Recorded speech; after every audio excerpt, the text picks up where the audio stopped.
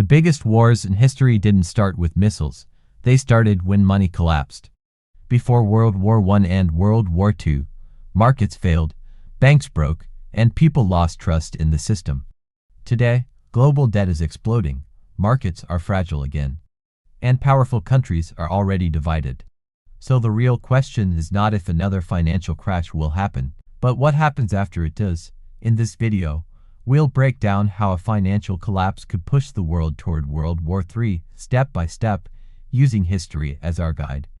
It has happened before. A financial crisis begins quietly, banks shake, markets fall, people lose jobs, and governments panic. At first, it looks like an economic problem. But history shows something dangerous. When money systems collapse, wars often follow. Today, the world is once again standing on that edge. Right now, global debt is at record levels. Countries owe more money than ever before. Banks are deeply connected across borders. A crisis in one country can spread to the entire world within days. At the same time, trust between major powers is breaking down. This is why the next financial crisis may not stay only about money. It could push the world toward a global war. To understand this risk, we must first understand a simple truth. Money controls power. When money systems fail, power shifts. And when power shifts suddenly, countries react with fear. Throughout history, financial collapse has often come before major wars. The Great Depression in the 1930s destroyed economies across the world. Millions lost jobs. Anger grew. Nations turned inward. Leaders blamed outsiders. Less than 10 years later, World War II began. The war was not caused by money alone, but the financial collapse created the conditions for it. The same pattern appeared before World War I. Europe was deeply connected through trade and finance. When economic pressure rose, alliances became tense. Once the system broke, war followed quickly. These events show us something important. Economic pain makes nations more aggressive, not calmer. Today's global system is even more fragile. Modern finance runs on trust. Banks lend because they believe they will be paid back. Countries trade because they believe rules will be respected. But when trust breaks, everything freezes. Credit stops, trade slows, people rush to protect what they have left. When that happens, governments face pressure from their own people. Prices rise. Food becomes expensive. Energy shortages appear. Unemployment grows. Angry citizens demand action. Leaders then look for someone to blame. This is where danger begins. In a global crisis, countries often turn against each other. Trade wars start first. Sanctions follow. Borders harden. Military threats slowly increase. Each side believes it is defending itself. But history shows that fear spreads faster than facts. Another major risk today is that powerful nations are already divided. The world is no longer united under one clear system. The United States, China, Russia, and Europe all have different goals. A financial shock could push these tensions into open conflict. Money also controls weapons. Modern armies are expensive. When economies fall, leaders may choose war to distract people or secure resources. Oil, gas, food, and rare metals become targets. Financial collapse turns these resources into strategic weapons. Technology makes this even more dangerous. Cyber attacks can now destroy banks without firing a single bullet. A financial crisis triggered by cyber warfare could be seen as an act of war. Once that line is crossed, escalation becomes hard to stop. The most dangerous part is speed. In the past, crises spread slowly. Today, markets move in seconds. Panic can go global in one day. Governments may not have time to respond calmly. Fast decisions made under fear often lead to conflict. This is why experts warn that the next financial crisis could be different from the last one. It may not end with bailouts and recovery plans. It may collide with politics, nationalism, and military power. But how exactly could a financial collapse turn into a world war? What events would push nations from economic pain to armed conflict, and which regions are most at risk? A financial crisis does not turn into a world war overnight. It moves step by step. Each step looks small at first, but together they create a dangerous chain reaction. To understand the risk, we must follow this path carefully. The first step is a major market crash. Stock markets fall sharply. Banks start losing money. Investors panic and pull their funds. Credit dries up. Businesses cannot borrow. Companies begin to fail.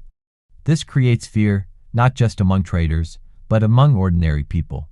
As markets fall, currencies weaken. Countries try to protect their own money. Some print more cash, others raise interest rates. These actions may help one country, but they hurt others. Global cooperation breaks down. Every nation starts thinking only about itself. Then comes inflation. Prices of food, fuel, and daily goods rise fast. For families, life becomes harder. Savings lose value. Wages cannot keep up. People feel cheated by the system. Protests begin. Streets fill with anger. Governments feel the pressure. At this stage, leaders need someone to blame. It is easier to point outside than admit failure inside. Foreign countries, immigrants, global banks, and trade partners become targets. Political language turns harsh. Trust between nations falls. The next step is economic warfare. Countries raise trade barriers. They block exports and imports. Sanctions are used as weapons. Supply chains break. Essential goods become scarce. What started as a financial problem now becomes a survival problem. Energy plays a huge role here. Oil, gas, and electricity are the backbone of modern life. During a crisis, energy prices explode. Countries that control energy gain power. Countries that depend on imports feel trapped. This imbalance creates tension. Military power slowly enters the picture. Nations begin to protect trade routes, energy pipelines, and shipping lanes. Navies move closer. Military exercises increase. Each side claims it is only defending itself, but to others, it looks like preparation for war. At the same time, cyber attacks increase. Banks, power grids, and communication systems become targets. A cyber attack on a financial system can shut down an entire economy. If one country believes another is behind it, the situation becomes explosive. Alliances also become fragile. In a crisis, weaker nations depend on stronger ones. This creates pressure inside alliances. Some countries feel abandoned, others feel exploited. Old agreements start to crack. History shows this pattern clearly. Before major wars, countries first fought with money, trade, and influence. Guns came later. Economic conflict softens the ground for military conflict. The danger grows when leaders believe war is the only way out. War can be used to distract people from economic pain. It can unite citizens against a common enemy. It can also be used to seize resources and control trade. Once one major conflict begins, others are pulled in. Allies are forced to choose sides. Neutral countries struggle to stay out. What starts as a regional fight can quickly turn global. The world today is already under stress. High debt, weak growth, and political division make the system unstable.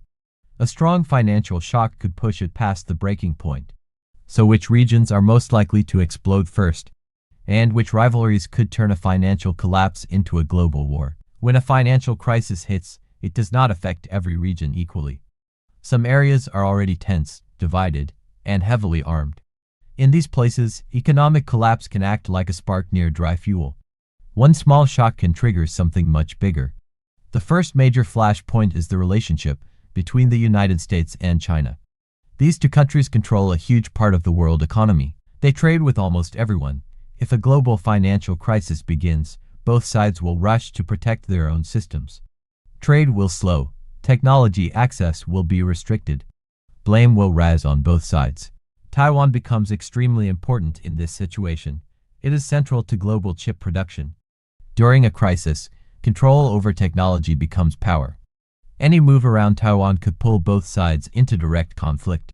A financial collapse would remove the fear of economic damage because the damage would already be done. The second flashpoint is Europe and Russia. Energy is the key issue here. Many European countries depend on energy imports. During a financial crisis, energy prices rise fast. If supply is threatened, panic spreads, political pressure builds. Military protection of energy routes becomes a priority. At the same time, weakened economies reduce patience for long diplomacy. Any border incident, accident, or provocation can grow out of control. When money is tight, tolerance disappears. The Middle East is another high-risk region. It controls major oil routes. In a financial crisis, oil becomes more valuable than ever. Any disruption in supply can shock the world. Rival countries may try to control resources or shipping lanes to gain leverage. Internal instability also rises in this region during economic stress. Weak governments struggle to control unrest. Outside powers may step in to protect interests. This increases the chance of direct clashes. Another dangerous area is Eastern Europe and parts of Asia where borders are disputed. In peaceful times, these disputes stay frozen. In crisis times, leaders may take risks they would normally avoid. They may believe action now is better than waiting. Financial collapse also weakens international institutions. Groups meant to prevent war lose influence when members stop trusting the system. Without strong mediators, conflicts become harder to stop. One of the biggest risks is miscalculation. During crises, leaders act with limited information. Markets move faster than diplomacy. A military move meant as a warning can be seen as an attack. Fear replaces logic. Nuclear weapons make this even more dangerous. Several flashpoint regions involve nuclear-armed states. Even a small conflict carries the risk of massive destruction. Financial collapse increases this risk because leaders feel they have less to lose. Another problem is nationalism. Economic pain pushes people towards strong identity politics. Countries focus on pride, borders, and control. Cooperation is seen as weakness. This mindset makes compromise almost impossible. The world is more connected than ever, but also more divided. A crisis would pull at every weak point at once. Multiple conflicts could start at the same time, overwhelming efforts to control them. But does this mean a world war is unavoidable? Or are there forces that can stop this chain reaction before it turns into total disaster? Even in the darkest crises, war is not automatic. History shows that choices matter. Leaders, institutions, and societies still have tools to slow down or stop the path toward global conflict. The question is whether they will use them in time. The first line of defense is central banks and governments. During a financial collapse, they can act together to calm markets. Emergency lending, debt support, and currency agreements can reduce panic. If countries cooperate instead of acting alone, fear spreads more slowly. Communication is another key factor. When tensions rise, silence becomes dangerous. Direct talks between rival powers help prevent misunderstandings. Even enemies need channels to explain their actions. Many past wars began because one side misread the other's intent. International institutions also matter, even if they seem weak. Economic groups, trade bodies, and diplomatic forums give countries a place to negotiate. During a crisis, these platforms can delay rash decisions. Time is important. The longer war is delayed, the easier it is to avoid. Public pressure can also change outcomes. When people understand the true cost of war, they push back. Modern wars do not stay far away. They affect food prices, jobs, and safety at home. Leaders who ignore this risk losing power. Another stabilizing force is economic balance. Countries are deeply connected. Even rivals depend on each other for trade, technology, and finance. A full war would destroy what remains of the global economy. This fear can act as a brake on violence. Technology, while dangerous, can also help. Early warning systems, financial monitoring, and shared data can detect stress before it explodes.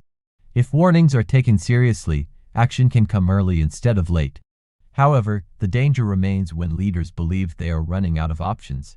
When economies collapse and public anger grows, patience shrinks. Strong leaders may feel forced to act aggressively to stay in power. Another risk is divided leadership.